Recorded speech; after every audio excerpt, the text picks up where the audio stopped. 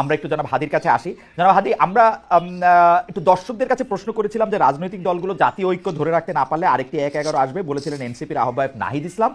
প্রিয় দর্শক, এই আশঙ্কা সঠিক বলে মনে করেন কিনা? শতকরা ৮০% দর্শক এটাকে সঠিক মনে করছেন, শতকরা ২০% মনে করছেন এটা সঠিক নয়।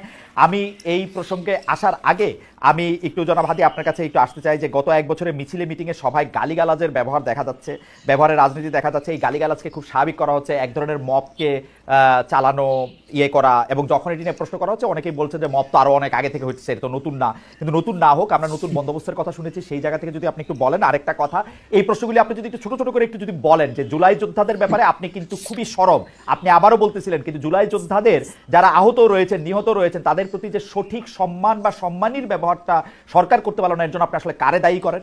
এটার জন্য তো আসলে কোনো ভিতরে ষড়যন্ত্র, ডিজিএফআই এর কোনো কিছুই দরকার নাই। ডক্টর ইউনূস এবং তার উপদেষ্টা পরিষদের সিদ্ধান্তই যথেষ্ট ছিল, এবং এগুলি ইজি, মানে আমাদের চোখের সামনে হয়েছে, রেকর্ডেড আছে, এগুলি ইজি ছিল। এর জন্য আপনি কাকে দায়ী করেন? আর এই যে গালিগালাজ, মব, এই বিভিন্ন জায়গায় আইন নিজের হাতে তুলে নেওয়া, এই জায়গাগুলিকে আপনি আসলে কিভাবে দেখেন জনাব হাদি? ওকে ভাই, ব্যাপার হলো যেটা ওই 1 মিনিটে বলে রাখা, ভাই যেটা বললেন ওই মাহমুদ ভাইয়ের প্রশ্ন নাই সামনে বলি। পৃথিবীতে এরকম 1 ঘন্টা আলাপ করা যাবে যে অসংখ্য বড় বড় মিডিয়া হাউস আছে যার প্রধান সম্পাদক অন্য প্রফেশনে ছিলেন, তারপরে সেখানে এসে নিজেকে প্রতিষ্ঠিত করেছেন নিজের যোগ্যতায়। এটা হলো একটা ব্যাপার। নাম্বার 2, দ্বিতীয় প্রশ্নটা আমি ভাই আপনাকে যেটা কাইন্ডলি একটু বলি যে আপনি যেটা বলছিলেন যে গত যে অ্যাক্টিভিজমের জায়গা থেকে এই যে জুলাই যোদ্ধা বলি, জুলাইয়ের শহীদ বলি, আহত বলি, তাদের ব্যাপারে সরকারের দেখেন কমপক্ষে 1000-এর বেশি অন স্ক্রিন বলেছি, আমাদের কাছে রেকর্ড আছে। এই সরকারের এখন পর্যন্ত সব থেকে যে বড় ব্যর্থতা, যেই গণ অভ্যুত্থানের স্পিরিট, যেই শহীদদের রক্তের মধ্য দিয়ে তার ম্যান্ডেট হয়েছে, সে তাদের প্রতি সুবিচার করতে পারে নাই। প্রথমত কি পারে নাই, এই যে এতগুলো শহীদ আপনি খেয়াল করেন, এখন পর্যন্ত কি আপনি বলতে পারবেন সেন্ট্রাল ডেটাবেজে ঢুকে প্রত্যেক শহীদের বাড়ি কোথায়, তার অবস্থা কি, তাকে কিভাবে পুনর্বাসিত করা হয়েছে, এর কি ন্যাশনাল একটা ডেটাবেজ? 1000 বার বলেছি, বিদেশি প্রবাসী অনেক ভাইয়েরা তাদেরকে সাহায্য করতে চায়, ঠিক কিভাবে করবে? সরকারের একটা জাতীয় ডেটাবেজ থাকবে, অমুক শহীদ এই কয়জন পরিবারের সদস্য মারা গেছে এবং তার পরিবারের এই অবস্থা তাকে পুনর্বাসন করতে পারে না। হাদি, ছোট করে বলি, এই ব্যর্থতার কথা আপনি অনেকবার বলেছেন, আপনার মুখে আমি অনেকবার শুনেছি। আপনি যদি কারণটা বলতেন যে সরকার এটা করবে না কেন, সরকার তো ওইটাই সরকারের এক্স্যাক্টলি দুইটা কারণ।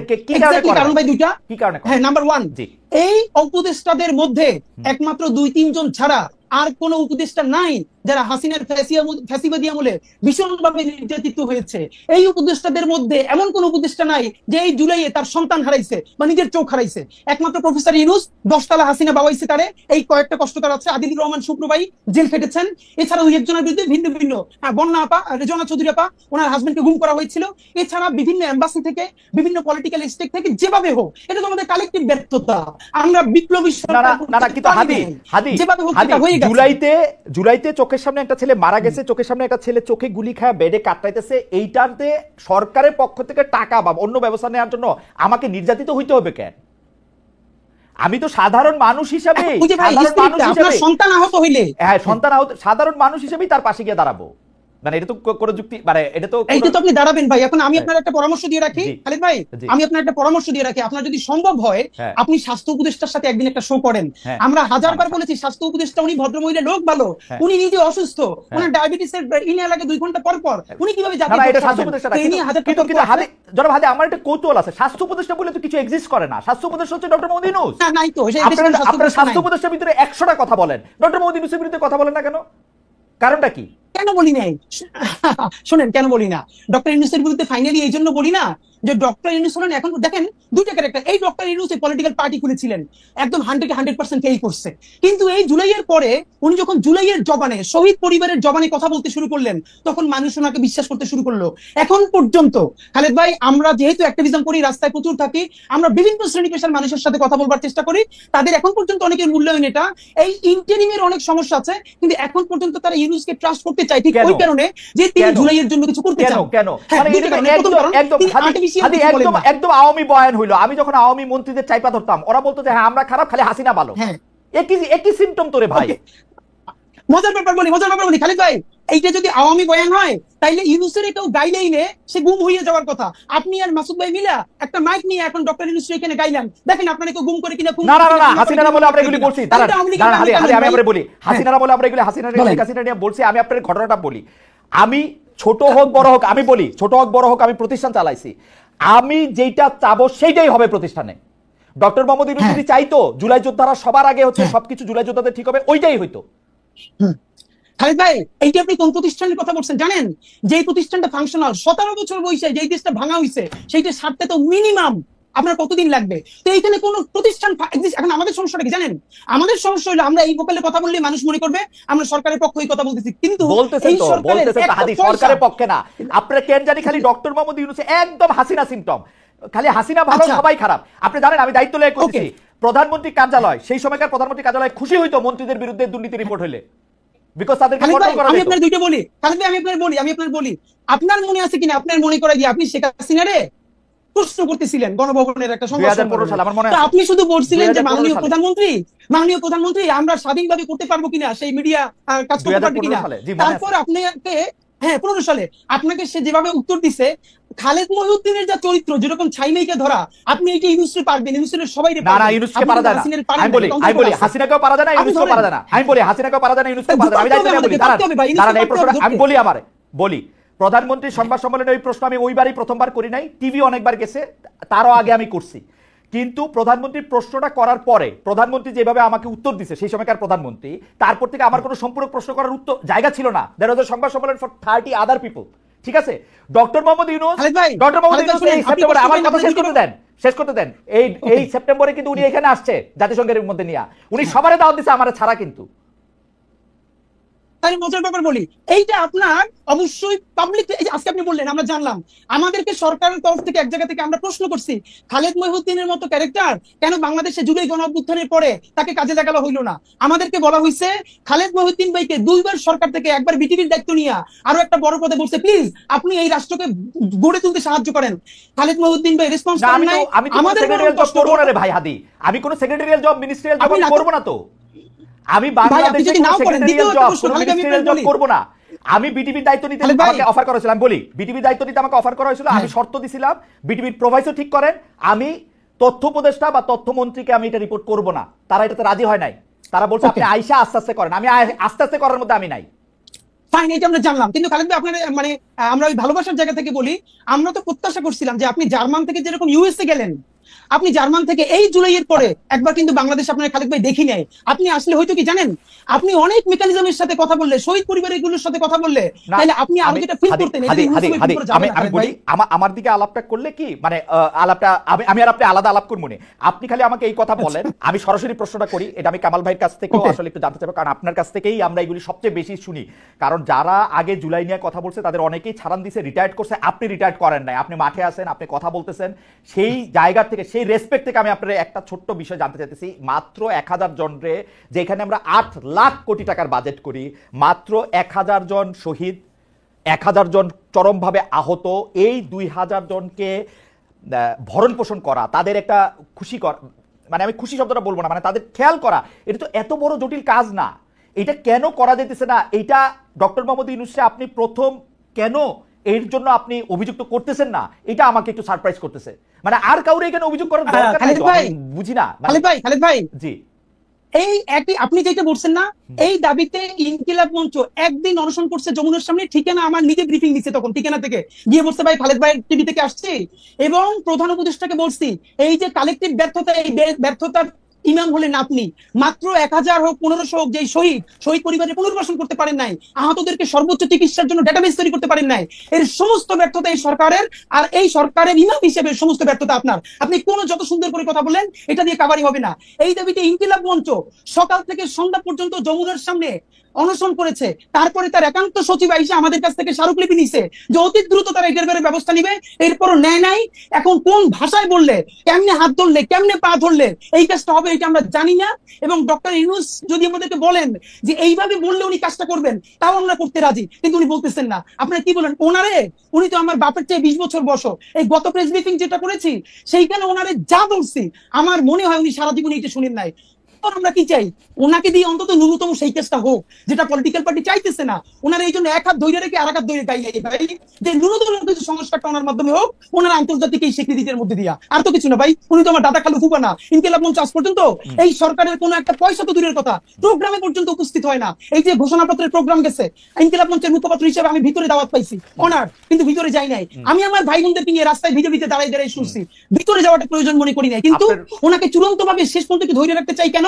এই জুলাইয়ের মধ্য দিয়ে কিছু সংস্কার হোক। কিন্তু আমার আমার আমার এই বিষয় কোনোদিন যাবে না, মানে এটা তো আপনাদের প্রাথমিক দাবি ছিল, প্রথম থেকে দাবি ছিল, এইটাও উনি কেন করতে পারলেন না? এটা কি উনার অনভিজ্ঞতা না, এটা কি? আমি এটা ঠিক আসলে বুঝি না। আমি কামাল ভাইয়ের কাছ থেকে একটু জানতে চাই যে কামাল ভাই, আপনার কাছে কি মনে হয় যেগুলি জিনিস আসলে উনার সবার আগে করার কথা, এগুলি তিনি কেন করেন নাই? কেন এই বিষয়গুলিকে জিয়ায় রাখছেন? উনি 10টা কমিটি করতে পারছেন, কি করছেন না করছেন এগুলি কেন করেন না? আর নির্বাচনটা নিয়ে আমি একটু প্রশ্নের মধ্যে আসতে চাই। অনেকগুলি বিষয় মানে কি বলবো, যে নির্বাচন নিয়ে এনসিপি সরাসরি বলতেছেন, এনসিপি নাসিরউদ্দিন পাটোয়ারি এটা বলছেন যে ফেব্রুয়ারি নির্বাচন ঠেকিয়ে দেওয়া হবে, নাহিদ ইসলাম 1-11 ভয় দেখাচ্ছেন। আপনি কি দেখছেন? এই প্রশ্নটা আমি জনাব হাদির কাছেও করতে চাই, একজন দর্শকের কাছে দর্শকের মতামত আমি একটু পড়তে চাই। আমি সাধারণত যেই দর্শকরা যে মতামতগুলো আমার পছন্দ হয় সেগুলো আমি পড়ি। ওনার নাম আরিফুল ইসলাম অফিসিয়াল। উনি বলছেন, খালেদ সাহেব, আপনার সাংবাদিকতার সাহসের উৎস কে ছিল তা জুলকারনাইন সায়ের তা পূর্বের এপিসোডে বলে দিয়েছিলেন। মানে উনি বোধহয় সালমান এফ রহমানের কথা বলতেছেন, সেটা নিয়ে আমি জুলকারনাইন সাহেবের সাথেও কথা বলছি। হাওয়েভার আমি একটু দর্শকদের একটু বলে দিতে চাই, সালমান এফ রহমান যখন প্রথমবারের মতো এমপি হয়েছে এরপর থেকে আমি ইন্ডিপেন্ডেন্ট টেলিভিশনে কাজ করি নাই, ফর ইউর ইনফো। যাই হোক, হাওয়েভার আমি একটু কামাল ভাইয়ের কাছে যেতে চাই। কামাল ভাই, এইটারে আপনি আসলে কিভাবে দেখেন? নির্বাচন কেমনে ঠেকানো, নির্বাচন আসলে হবে কিনা? আর আমি একটু কামাল ভাই একটু এটাও দেখেন, আমার কিন্তু এখন ডক্টর ইউনূসকে মানে উনার এই 1 বছর যদি আমি বিশ্লেষণ করি, 8 মাস আমার কাছে মনে হয়েছে যে উনি একদিকে অ্যালাইন হয়েছিলেন, এই 4 মাস আমার মনে হচ্ছে যে উনি পুরোপুরি বিএনপির পকেটে ঢুকে গেছে। এইটাও আপনি একটু দেখেন, এটা আমার মনে হয়। আমি আমার মতো করে আমি একটু ছোট করেই বলি, আমার সময় খুব কম। জি, আমরা সময় একটু বাড়াই দিব, আপনি বলেন। জি কামাল ভাই। আচ্ছা, এই যে ডক্টর ইউনূসের যে কথাগুলো হাদিও বললেন, যে এই যে তালিকা করা, মৃতদের তালিকা করা, যারা শহীদ হয়েছে তাদের তালিকা করা, আহতদের তালিকা করা, তাদের দায়িত্ব নয়, এই বিষয়গুলো করা যে কোনো সরকারের পক্ষে 2 মাসের কাজ ভাই, জাস্ট 2 মাসের কাজ। কারণ সরকারের তো হাত সব জায়গায় আছে, সরকারের সংস্থা একদম গ্রাম পর্যায়ে পর্যন্ত আমাদের দেশে আছে। এটা সংগ্রহ করা, চেক করা, রিচেক করা, এটা কোনো ব্যাপার না। তাহলে তো ওনারা করলেন না কেন? করলেন না দুটো কারণে আমি বলি আপনাকে। প্রথম কারণ হলো, আমি শুরু থেকেই বলছি, এটা একটা নন সিরিয়াস টাইপের গভর্নমেন্ট।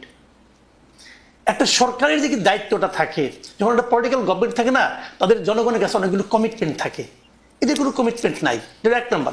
যদি কোনো বিপ্লবী সরকার হয়, তারও একটা কিন্তু কমিটমেন্ট থাকে, এটা তার বিবেকের কাছে একটা কমিটমেন্ট থাকে, যে আমাকে এই লোকগুলো নিজের জীবন দেয়া আমাকে এখানে বসাইছে, অতএব এই কাজগুলো আমার করার দায়িত্ব। এই ধরনের কোনো কমিটমেন্ট এদের নাই। আমি হাদিকে বলি, যেমন হাদির কথা বলি, হাদি তো রাজপথের অকুতোভয় সৈনিক ছিলেন, তখন মনে করেন হাদি তখন আন্দোলন করতেছে, আপনি হাদিকে যাই নিয়ে 3 তারিখে যে বলেন, হাদি আন্দোলন ঠিকঠাক মতো করো, যদি তুমি জিততে পারো তাহলে কিন্তু আমি নূরজাহান বেগমকে স্বাস্থ্য উপদেষ্টা বানাবো। হাদি কি করতো ভাই? হাদি করতো, হাদির রিয়াকশনটা কি হতো আপনি বলেন? এখন এই তো হয়েছে, ও আন্দোলনে বিজয়ী হয়েছে, নূরজাহান বেগমকে উপদেষ্টা বানাইছেন। কে বানাইছে? ডক্টর ইউনূস বানাইছে। কেন বানাইছে? দেশের স্বাস্থ্য ব্যবস্থা উন্নত করার জন্য বানাইছে, নাকি এই ভদ্রমহিলাকে উনি এত বছর ধরে চিনে, ঠিক আছে বয়স্ক হয়ে গেছে, গৃহবধূ ঘরে থাকে, এখন নাতি নাতি নিয়ে থাকে, তার সঙ্গে পরিচয় আছে, আইনে বসাই দিছে? এটা কি একটা সরকার প্রধানের দায়িত্ব? এটা কি একটা সরকার প্রধানের কাজ হতে পারে? পারে না। দেখেন, একটা ছোট করে একটু জানবো, ডক্টর ইউনূস যেহেতু কাউকেই চিনে না, নানা জায়গা থেকে নানা উপদেষ্টা আছে, উনার তো একটা নিজের লোক দরকার, যে উপদেষ্টা পরিষদে কে কি বলে আমার কাছে এসে একটু বলবা। সকল ধরনের সিওরা তো এরকম করে একটা লোক লাগায় রাখে ওই বোর্ড মিটিং এ, কে কি বলে, ওরকম সমস্যাটা কথা আমি বলি, এটা লাগবে না। উনি কিন্তু চেষ্টা করেন তা না, উনি আসলে বাংলাদেশের মানুষকে চিনে না। This is the tragedy. উনি এই দেশের মানুষকে চেনে না, উনি এই দেশের মানুষের ক্যারেক্টার বুঝে না। এই দেশের মানুষ কত দ্রুত ভালোবাসতে পারে, কত বিপুল পরিমাণ ভালোবাসতে পারে, এবং কত দ্রুত ত্যাগ করতে পারে, এই জিনিসটা ওনার জানা নাই। উনি আপনি হিসাব করে দেখেন না ভাই, পূর্ববর্তী 30 বছর 40 বছর উনি দেশে থাকছে কয়েছেন, বাইরে থাকছে কয়েকদিন, দেশের সাংবাদিকদের ইন্টারভিউ দিচ্ছে কয়েকদিন, বাইরের সাংবাদিকদের ইন্টারভিউ দিচ্ছে কয়েকদিন। দেখেন না ভাই, দেখলেই তো হয়। দেখ, ওই প্রসঙ্গে আমি যাচ্ছি না, আমি মূল পয়েন্টে আসি। ওনার সমালোচনা করে আমার কোনো লাভ নাই, যা পাইছি তাই তো পাইছি। আমার কথাটা হলো কি, যে আপনার এই যে তালিকাটা দেখেন, এটা ছিল সবচেয়ে ফরজ কাজ। এটা নিয়ে কিন্তু ছাত্ররা বলছে, এদের চিকিৎসা নিয়ে ছাত্ররা বলছে। এবং অগাস্ট মাসে আমার যতদূর মনে পড়ে, অগাস্টের 16 কি 17 তারিখের দিকে আমি একটা টক শোতে ছিলাম, সেখানে হাসনাত আব্দুল্লাহ ছিল। ও স্টেট বলছে এদের চিকিৎসা হচ্ছে না কেন, সে স্বাস্থ্য উপদেষ্টাকে দায়ী করছে। ওরা কিন্তু বলেছে, এই স্টুডেন্টরা সবাই বলতেছে, উনি পাত্তা দিচ্ছে না। স্টুডেন্টদের হয়েছে কি বিপদটা কোথায়? এদের বিপদ হয়েছে, তারা সরাসরি স্টুডেন্ট এই কিছু বলতে পারছে না, কারণ এরা তোকে আনছে, বলতে পারছে না। তো কিন্তু কাজটা তো হচ্ছে না। এই যাবৎকালে শহীদদের তালিকা নিয়ে আমি বলি আপনাকে, আমি আগে বলছি আমি কিন্তু কোনো দল করি না, শহীদদের তালিকা নিয়ে সবচেয়ে বড় কাজটা কে করছে জানেন? জামাতে ইসলামী করছে।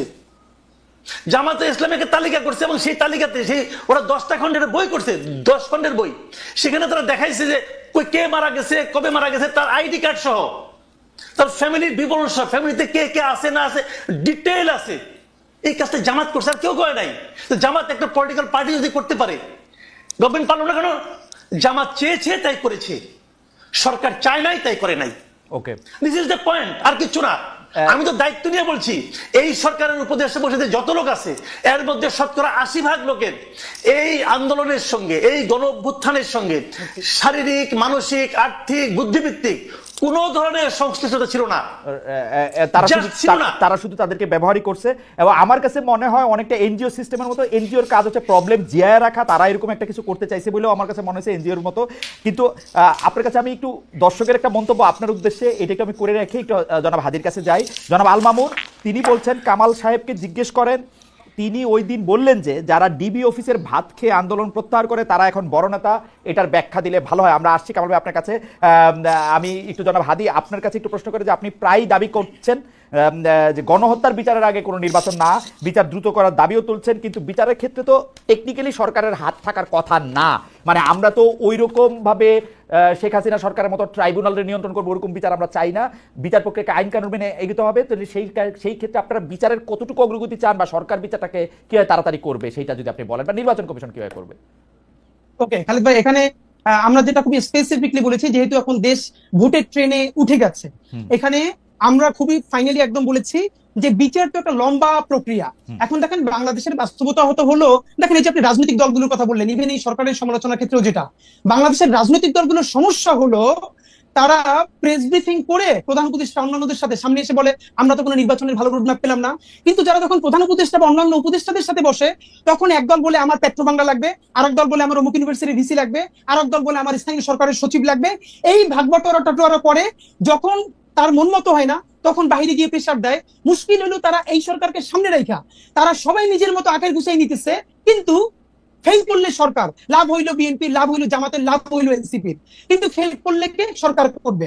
নাম্বার 2, গত 4 বছরে খালেদ ভাই আপনি একটা খুবই জিনিস ভালো করে নোটিস করছেন, যে গত 4 মাস ধরে আপনি দেখবেন যে ইউনূস সাহেবের সেই স্পিরিট, সেই ভোকাল নাই, উনি মনে হচ্ছে যেন কোন একটা আপোষের মধ্য দিয়ে যাচ্ছেন, রাইট? এটা তো সত্য কথা। ওনাকে আমরা বলেছি যে দেখেন আপনার আলোচনায় বোঝা যায় আপনি, হ্যাঁ লন্ডন বৈঠকের পরে বোঝা যাচ্ছে যে আপনি আর্টিফিশিয়াল কথা বলেন, আপনি আনস্ক্রিপ্টেড বলতেন, আপনি স্ক্রিপ্ট থেকে বলেন।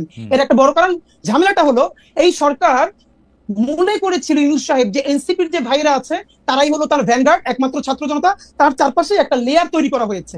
একমাত্র অল্প কিছু লোকজন ছাড়া আমি আপনাকে ইভেন বলতে পারবো, পিলখানা কমিশনের মতো গুরুত্বপূর্ণ কমিশন, গুম কমিশনের মতো গুরুত্ব কমিশনের সদস্যরা 1.5 মাস ধইরা প্রধান উপদেষ্টার সাক্ষাৎকার পান না। আপনি ভাবেন, এর মানে এমন একটা লেয়ার, মানে এবং আরো বলি আর্মি সেক্রেটারি ওনার সাথে যিনি আছেন সম্ভবত যে সচিব, তার ক্লিয়ারেন্স ছাড়া তার কাছে কেউ যেতে পারে না। তো এই যে ক্লিয়ারেন্স ছাড়া এটা হওয়ারই কথা, মানে সরকার প্রধানের হওয়ারই কথা। কিন্তু ভাই আপনি দেখেন গুম কমিশনের মতো একটা সিরিয়াস কমিশন, পিলখানা কমিশনের মতো একটা সিরিয়াস কমিশনের মেম্বার যদি তার সাথে 10 মিনিট কথা বলতে না পারেন, তারা তো কাজ শেষ করে যাবেন। এর মানে হলো তার চারপাশে এরকম একটা বলয় তৈরি করা হয়েছে। এই বলয়টা আমরা বলেছি বারবার ভাঙেন। এই বলয়টা না ভাঙলে আপনি যেটা মাসুদ ভাই বলছেন যে উনি বাংলাদেশের মানুষকে চিনেন না, দেখেন উনি বাংলাদেশের মানুষকে চিনছিলেন বিধায় গ্রামীণ ব্যাংকের সফল করতে পারছেন। কিন্তু এই যে ওনাকে ব্র্যাকেট বন্দি করতেছে কারা? রাজনৈতিক দলগুলো। কিরকম? এই রাজনৈতিক দলগুলো সমস্ত সুবিধা এই সরকারের কাছ থেকে নিবে, কিন্তু এই সরকারের কোনো দায় নিবে না। তারা সবাই মিলা সাদা পাথরের পাথরগুলো খাইয়ে ফেলবে। সেখানে বিএনপি, জামাত ইসলামী সবাই ঐক্যবদ্ধ, কিন্তু দোষ হবে কার? এই সরকার পারে নাই। কিন্তু দেখেন যখন বন পরিবেশ উপদেষ্টারে যারা ঘেরাও দিছে, সেখানে বিএনপি আছে, সেখানে জামাত ইসলাম আছে, সবাই মিলা আমরা একসাথে। আজকে একটা মজার ব্যাপার বলি ভাই, এই যে পত্রিকা নিউজ করছে যে রাজনৈতিক ঐক্যমত্যে সাদা পাথর লুটপাটের ক্ষেত্রে বাংলাদেশের সব রাজনৈতিক দল বিরাট ভাবে এনসিপি ছিল হাদি, এনসিপি তো নতুন দল, এনসিপি তো করে নাই এখন, জামাত বিএনপি জাতীয় পার্টি মিলা, জামাত বিএনপি জাতীয় পার্টি মিলা করছে, তারা মিলে এই লুটপাটটা করতে চাইছে। এখন আমাদের যেটা মুশকিল, আমরা ভাই নির্বাচনের আগে কি চাইতেছি? আমরা বলছি এই নির্বাচন ফেব্রুয়ারিতেও লাগে না, এই নির্বাচন চাইলে ডিসেম্বরেও করা সম্ভব। দুইটা কাজ করেন প্লিজ। এক নম্বরে হলো এই বিচার তো লম্বা সময় ধরে চলবে, কিন্তু অ্যাটলিস্ট যারা একদম নির্দেশদাতা, আপনি তাদের কিছু বিচারের অন্তত আমাদেরকে দেখাই যান যে স্বচ্ছ একটা বিচারিক প্রক্রিয়ার মধ্যে দিয়ে। কিরকম ধরেন আমি সর্বশেষ দেখছি যে সর্বশেষ প্রধানমন্ত্রী সহ আরো কয়েকজনের বিরুদ্ধে বিচার প্রক্রিয়া, সাক্ষ্য গ্রহণ শুরু হয়েছে। এটাকে আর কিভাবে এক্সপেরিমেন্ট করা যায় আপনার কাছে কি মনে হয়? আরে ভাই এই যে দেখেন এই যে ট্রাইব্যুনাল 2 এইটা গঠন হয়েছে কিছুদিন আগে, অথচ আমরা এই সরকার গঠন হওয়ার সাথে সাথে বলছি ট্রাইব্যুনাল 2 কেন? আপনি 10টা ট্রাইব্যুনাল করেন না কেন? হাদি, আপনি একজন শিক্ষক মানুষ, আপনি এটা বলেন মামলাটা তো রেডি হইতে সময় লাগে। এইটা একটা এত বড় মামলা, আপনি যদি রেডি করেন, পরের সরকার আসলে বা অন্য কেউ আসলে, অন্য কারো বাজে ইন্টেনশন থাকলে এটা তো টিকবে না। মামলাটা তো রেডি করতে হবে। খালেদ ভাই, আপনি একটু আন্তর্জাতিক অপরাধ ট্রাইব্যুনালে যারা কাজ করতেছে তাদেরকে একটু কাইন্ডলি ডাইকে কথা বলেন যে এই মামলা যেন খুবই ভালো ডকুমেন্টেড করে দ্রুত করা যায়, এই জন্য তাদের এক্সট্রা কি ইনিশিয়েটিভ ছিল আমি আপনাদের বলি, দায়িত্ব নিয়ে আপনি ফ্যাক্ট চেক করেন। এই যে আইসিটি করা হয়েছে, তাদের সাথে পুলিশ দেওয়া হয়েছে না, সব থেকে দুর্বলতম পুলিশ, যার কান্দা থেকে বন্দুক খুলে বলে আমাদেরকে বলতেছে সেখানকার সদস্যরা। এমনও হয়েছে যে অপরাধী ধরতে গেছে, পুলিশ দৌড়িয়ে পারে না, তো এই যে আন্তর্জাতিক অপরাধ ট্রাইব্যুনালের যে টিম, তারা দৌড়ে আসামি ধরতেছে। কি রে ভাই, ওকে, মানে অপরাধ ট্রাইব্যুনালের যে আসামি ধরা বন্দুক খুলে পড়ে সেই রকম দিয়ে আপনি রাখছেন। আবার আসবো আপনার কাছে, আপনার বক্তব্য পরিষ্কার। আমি একটু কামাল ভাইয়ের কাছে ফিরি। কামাল ভাই, আপনার বিরুদ্ধে বা আপনার কাছে জানতে চাওয়া হয়েছিল যে জনাব আল মামুন প্রশ্নটি করেছিলেন, আপনি যদি এই ব্যাপারটা একটু অ্যাড্রেস করতেন, যে আপনি কয়েকদিন আগে বলেছিলেন জুলাই যোদ্ধাদের না, মানে এই আন্দোলনকারীদের সম্পর্কে, যে ডিবি অফিসে ভাত খেয়ে যারা আন্দোলন প্রত্যাহার করেছিল তারা নেতা বনে গেছেন, এইরকম একটা কথা বলেছিলেন। আর আর কামাল ভাই, আমি আরেকটু বলি, আমাদের দর্শকদের মধ্যে একটা বড় অংশ বলতেছেন যে এখন পর্যন্ত বোঝা গেছে কেন আমি ডক্টর মোহাম্মদ ইউনূসের সাথে কথা বলি, কারণ ডক্টর মোহাম্মদ ইউনূস আমাকে দাওয়াত দেন নাই। এই কথা ঠিক না। ডক্টর মোহাম্মদ ইউনূসের কাছ থেকে আমার কোনো দাওয়াত খাওয়ার শখ নাই। ডক্টর মোহাম্মদ ইউনূস তো আমাকে মানে উনার দাওয়াত আমি ভাই বড়লোক দাওয়াতের দরকার নেই। আমি বলছি উনি আমাকে সাক্ষাৎকারটার জন্য আমি অনেক চেষ্টা করছিলাম, উনি আমাকে বাদে সবাইকে সাক্ষাৎকার দিয়ে বেড়াচ্ছে এই প্রধান উপদেষ্টা হওয়ার পরে। দাওয়াতের আমার দরকার নাই ভাই, দাওয়াত শব্দটা আমি ভুল করছি। ডক্টর মোহাম্মদ ইউনূস ওই হাদিরে, কামাল ভাইরে, এদেরকে দাওয়াত দেন, আরো লোকদের দাওয়াত দেন, আমার দাওয়াত না দিলেও চলবে। আম গুড। কামাল ভাই, আপনি যদি একটু বলতেন যে এই আপনি বলছেন যে যারা ডিবি অফিসে খাওয়া দাওয়া করে নেতা বনে গেছে, এইটার ব্যাখ্যা চাইছে আপনার কাছে। কামাল ভাইকে আমরা শুনতে পাচ্ছি না কোনো কারণে। কামাল ভাই কি, মানে কামাল ভাই বলছেন কিন্তু শুনতে পাচ্ছি না। জি কামাল ভাই, আপনি কি শুনতে পাচ্ছেন? এবার পাচ্ছি কামাল ভাই, এবার পাচ্ছি। আচ্ছা, আমি আপনাকে বলি, ওটা একটা প্রসঙ্গক্রমে এসেছিল। প্রসঙ্গটা আমি বলি, একটা হঠাৎ করে বলে না অনেক কিছু বোঝা যায় না। আমার প্রসঙ্গটা ছিল এখানে যে একটা প্রশ্ন উঠেছিল আমার কাছে, যে আমি কিন্তু একদম শুরু থেকেই বলে আসছিলাম যে এই সরকারে দুজন ছাত্র উপদেষ্টা নেওয়াটা ছিল এই সরকারের জন্য একটা বড় ব্লান্ডার। এই কথাটা আমি বলেছিলাম। কেন বলেছিলাম সেটা ব্যাখ্যা করতে যাই বলেছিলাম যে এই ছাত্রদের কিন্তু যাদেরকে নিয়েছিলেন তাদের প্রজ্ঞা, তাদের মেধা, তাদের যোগ্যতা নিয়ে কিন্তু আমি কোনো প্রশ্ন করি নাই এই কারণে তাদের তো আমি টেস্ট করি নাই। কিভাবে আমি বলবো এটা, কাজে ওইটা আমি বলি নাই। আমি বলেছিলাম ওদেরকে নেওয়ার মাধ্যমে পুরো দেশের যে ঐক্যবদ্ধ ছাত্র যারা ছিল, ছাত্র শক্তি যেটা যুব শক্তি, সেই শক্তিটাকে ভেঙে দেওয়া হয়েছিল। অনেকের মধ্যে প্রশ্ন জেগেছিল যে উনি যদি হয় তাহলে আমি নই কেন, আমি উনার চেয়ে কিসে কম, অথবা উনি কোন বিবেচনায়। এই প্রশ্নটা অনেক ইয়াংদের মধ্যে আমি শুনেছি। কেন শুনেছি সেটাও আমি বলি। কিভাবে শুনেছিল? এভাবে যে আমি ওই দিনই ওই 8 তারিখে একটা টেলিভিশনে ছিলাম, যখন ওইখানে ওই ঘোষণা করা হচ্ছিল নামগুলো, তখন ওইটাকে মূল্যায়ন করার জন্য বলা হয়েছিল। তখন আমার সঙ্গে ওখানে ইন্ডিপেন্ডেন্ট ইউনিভার্সিটি, সম্ভবত একটা প্রাইভেট ইউনিভার্সিটি, একজন স্টুডেন্ট ছিল, সমন্বয়ক ছিল। ওই ভদ্রলোকের জন্য মাথার মধ্যে কাটা ছিল, এখানে একটা প্লাস্টার লাগানো ছিল মাথার মধ্যে, সে আমার সঙ্গে ছিল। এবং সেখানে তার সঙ্গে আলাপ করতে করে দেখলাম সে খুবই আনহ্যাপি। সে বলতেছে যে ঢাকা ইউনিভার্সিটি থেকে দুজনকে নেওয়া হলো উপদেষ্টা হিসাবে, তা আমরা আমাদের এই ত্যাগের কি মূল্যায়ন হলো? দেখেন, ওরা কিন্তু তাৎক্ষণিক মূল্যায়ন খুঁজতেছে। এটা তো মূল্যায়ন খোঁজার ব্যাপার ছিল না। ব্যাপারটা ছিল স্টুডেন্টরা থাকবে প্রেশার গ্রুপ হিসাবে। যদি এমন হতো যে একটা স্টুডেন্টদের সম্পর্কগুলি সমন্বয়কে নিয়ে একটা প্রেশার গ্রুপ করতো, তারা সরকারের সঙ্গে প্রতি 15 দিন পর পর বসতো, বসে বলতো জনগণ এটা চায়, আপনি এটা করতে পারছেন না, তারা একটা প্রেশার দিত, সেটা হতে গভর্নমেন্টের জন্য ভালো। আমি তখন বলেছিলাম যে এই যে দুজনকে নেওয়া হয়েছে কোন বিবেচনায়, এরা তো মানে এক নম্বর কথা, তারা ঢাকা ইউনিভার্সিটির যে ইউনিভার্সিটির একজনও নিহত হয় না, যদি আমি ওইভাবে ধরি। প্রাইভেট ইউনিভার্সিটিগুলো তারা তো অনেক ভূমিকা রেখেছে।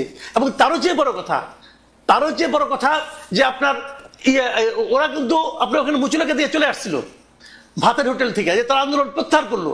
তারপর আন্দোলনটা আবার নতুন করে জায়গায় তুললো কে? এই প্রাইভেট ইউনিভার্সিটিগুলো। তো প্রাইভেট ইউনিভার্সিটি কি মূল্যায়ন আপনারা করেন নাই তো। আমি কিন্তু এইভাবে টু দ্য পয়েন্ট, মানে এদেরকে অবমূল্যায়ন করার জন্য বলছি না। আমি বলছি যে এদেরকে নেওয়াটা পুরো জিনিসটাকে মানুষের মধ্যে, ইয়াংদের মধ্যে যে একটা প্রশ্ন সৃষ্টি করেছিল, সেই কথা বলতে যে এটাই বলেছি। এবং আমি ঠিক মনে, অনেকে বলেছে যে প্রেশার দিয়ে করানো হয়েছে। আমি ওকে, এরা কিন্তু বিএনপির অনেক লোককে ভাতের হোটেলে নেওয়া হয়েছে, কেউ তো মুচুলাকে দিয়ে আসে নাই। আপনার মুচুলাকে দিয়ে আন্দোলন প্রত্যাহার করছিলেন কেন?